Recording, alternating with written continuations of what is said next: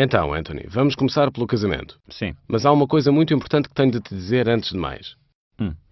É preciso ter cuidado quando se faz a cobertura de um casamento para não fazer uma daquelas coisas longas e barulhentas que Olha, aborrecem sei todos os amigos. exatamente o que queres dizer, pois já todos estivemos em casamentos e não gostaria de reproduzir uma coisa do género. Exatamente. E, muito importante, procurar não fazer aqueles filmes clássicos que são o tormento dos amigos e familiares quando chega o momento de verem as imagens durante uma hora, muito pesados, com todo o registro da cerimónia, com aquele slow motion, com efeitos sem nexo, com as músicas de fundo que nos fazem perder o som Estou de acordo. real e criam uma distância entre nós e os intervenientes da cerimónia. Estou de acordo o mais possível. Realmente gostaria de evitar tudo isso e fazer uma coisa um pouco mais dinâmica, um pouco mais interessante, bonita de se ver. E efetivamente, na última vez falaste-me dos capítulos. Sim. E eu pergunto-me a mim próprio de que forma poderia aplicar o mesmo conceito aos casamentos. Olha, é uma ótima técnica para aplicar mesmo a uma filmagem de casamento. Tenta imaginar a estrutura de um casamento, mas aconselho-te de Sim. forma muito sintética. O objetivo é fazer no máximo um filme de meia hora, que possa conter todos os elementos principais, ou seja, a cerimónia, os momentos principais da cerimónia, porque registá-la toda é um exagero. E depois alguns momentos agradáveis da festa que se segue, em que os convidados fazem alguns breves comentários, claramente frases divertidas de que deves fazer uma certa seleção. Mas tem sempre em conta que é uma síntese. Sim, e talvez possa acrescentar ainda a preparação da noiva, a preparação do noivo, a chegada da noiva e... Não? Muito bem, muito bem. Tentar, obviamente, introduzir esses momentos é muito agradável. E na cerimónia tenta apanhar só os momentos principais, como a chegada da noiva, o momento da troca das alianças, no caso de a cerimónia ser religiosa, a comunhão. Aconselho-te a que, durante a própria cerimónia, não te foques apenas nos noivos, mas sim a andar pela igreja ou pela sala em que decorre o casamento e recolher alguns pormenores, como flores, expressões dos convidados, a comoção, eventualmente de familiares e amigos, e filmar alguém que esteja a tocar, que acompanhe a cerimónia com cânticos ou música. Fazer um grande plano destas pessoas, em resumo, tentar registar o ambiente no interior da sala, do local onde se celebra o casamento, em vez de registar toda a cerimónia, que poderia seguramente ser realmente. chato. Não seria realmente agradável de rever. É muito importante, sobretudo no caso de alguém tocar durante o casamento, gravar o som de uma maneira correta. Portanto, Sim. isto é fundamental. Uma vez que muitas vezes não é possível fazê-lo da melhor maneira, aconselho a que leves um pequeno gravador MP3 estéreo e o coloques perto dos músicos ou dos cantores.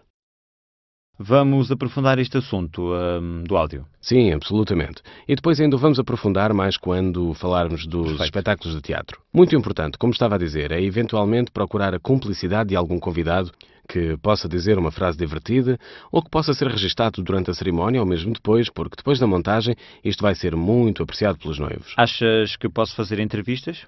Bem, se quiseres, podes fazer verdadeiras entrevistas, mas claro que deves escolher bem as pessoas que vais entrevistar. Sim.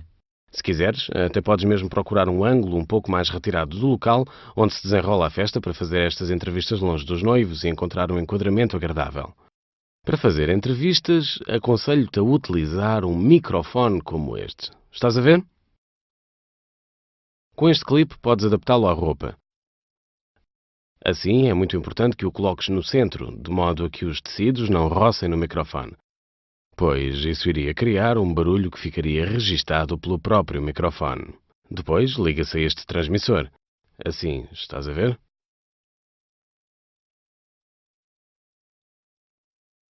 Enfia-se e prende-se.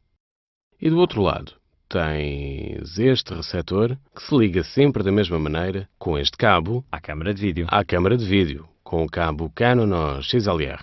Claro que deves ter cuidado As pilhas. para que estes objetos tenham bateria. Leva sempre alguma sobressalente, porque se ficar sem bateria isso vai causar inconvenientes. E qual é a máxima distância que se pode ter entre o transmissor e o receptor? Repara que existem modelos diferentes, por isso este parâmetro é variável.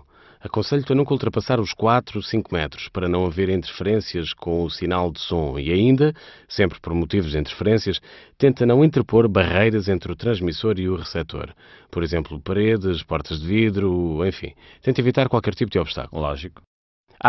Um pormenor importante para quando fizeres estas entrevistas. Tenta que te contem histórias divertidas. Claro. Por parte Até dos porque eu pais. não tenho de treinar um pouco para fazer entrevistas. Nunca fiz. É certo, mas faz com que te contem algum facto simpático.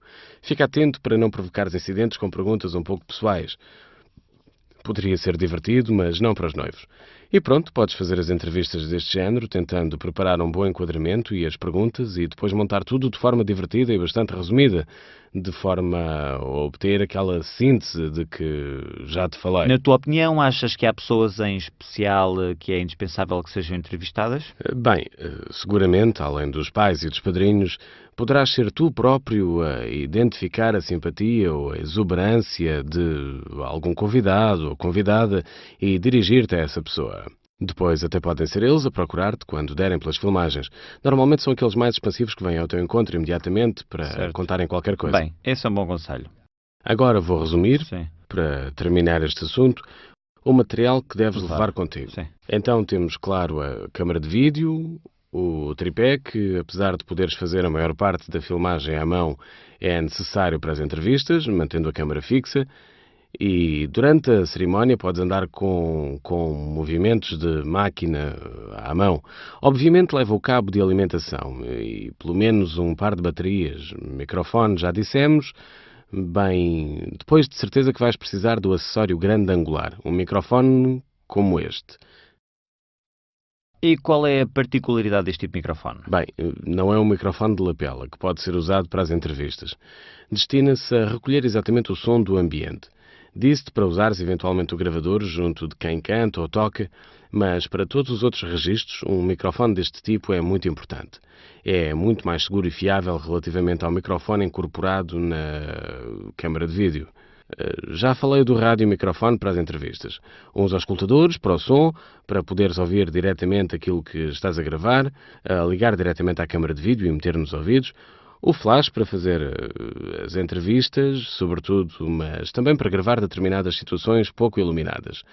Melhor dizendo, podes levar, se tiveres, um par de luzes, holofotes, eventualmente com palas.